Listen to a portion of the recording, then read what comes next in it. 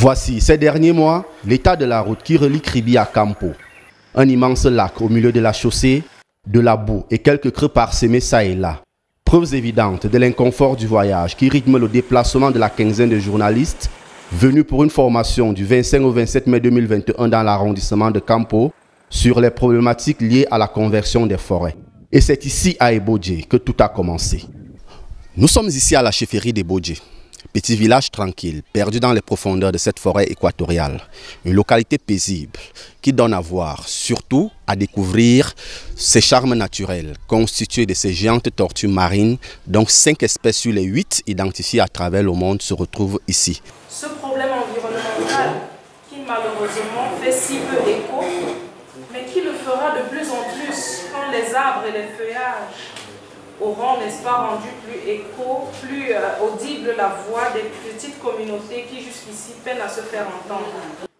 Une formation de 2 jours, meublée d'exposés et de discussions, au thème de laquelle les hommes et femmes des médias prennent le pas pour le terrain afin de toucher du doigt les conséquences d'un déclassement mal fait de la réserve forestière de Campo et de Niété, aujourd'hui sujette à une exploitation grossière de la part de l'entreprise Camvert, sans respect apparent des règles applicables en la matière. La société Camvert qui est donc arrivée chez nous a donc amené aussi une branche de sa société qui est Bois-Cam, qui a sollicité venir exploiter le bois dans notre forêt communautaire qui est le Jikakak.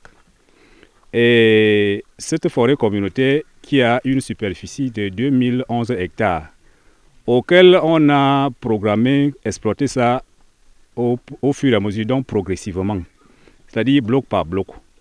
Et c'était comme ça notre plan dans notre forêt communautaire. Mais le bois Kamka, quand il est arrivé, non seulement il est entré frauduleusement, mais aussi il a exploité ces 2011 hectares au même moment, c'est-à-dire en une année.